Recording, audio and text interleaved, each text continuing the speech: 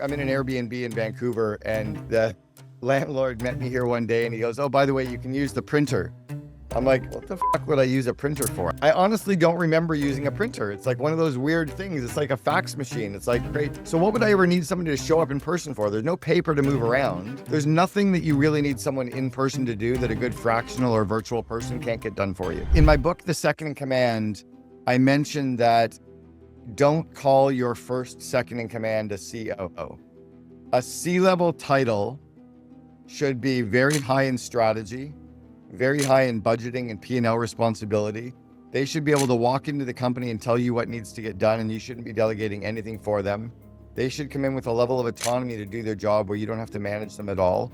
They should be able to bring other employees and partners into the company with them when they come. If they can't do that, they're probably more of a VP or a director. If you're telling them what to do, they're a director or an ops manager.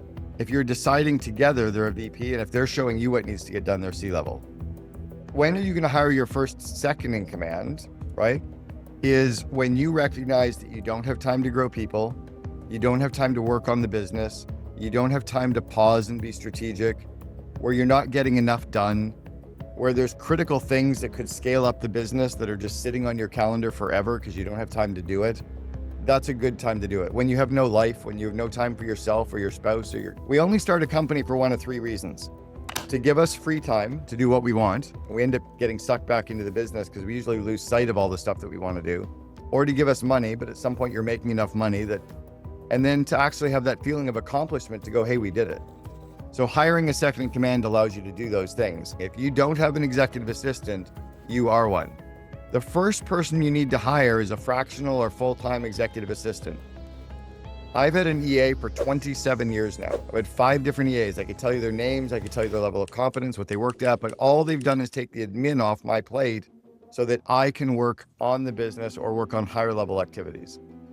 So that's the first layer. The second one is, don't be worried about hiring a second in command. You're going to be hiring an ops manager or a director of ops or a project, and they might not even be full-time. They might be like 20 hours a week. So what I want you to do is design what you're hiring for. I want you to design what that person looks and feels, and then put a title on it after you know their roles and responsibilities and after you know the compensation you're willing to pay, then put it on. Like I just interviewed a COO who's joining the CO Alliance. Her compensation is $380,000 a year. Like my comp at 1-800-GOT-JUNK as the COO 18 years ago was $320. That was a true COO. So yeah, be careful putting a big title on a smaller role. If you haven't already signed up for my online training where I cover the 12 essential leadership skills for anyone who manages people, go check out investinyourleaders.com/CH. Close to 5,000 leaders are already going through my content. I'm in an Airbnb in Vancouver, and the landlord met me here one day and he goes, "Oh, by the way, you can use the printer." I'm like, what the fuck would I use a printer for? I honestly don't remember using a printer. It's like one of those weird things. It's like a fax machine. It's like, great. So what would I ever need somebody to show up in person for? There's no paper to move around. In fact, that if they show up in person, they're probably going to drive me crazy, or they'll know I'm not working all the time. Like, I just want somebody to get a whole bunch of stuff done. Somebody who vibes with me, somebody who can work the kind of hours that I want to be in sync with, somebody who culturally can align. I had a second in command that I was hiring, or an executive assistant years ago, who was in person for 6 months of the year, and then she was gone for 6 months of the year. And I got really nervous, and she goes, "Give me a couple of examples of what you would need me to be there in person." I'm like, I don't know, drop off and pick up my dry cleaning?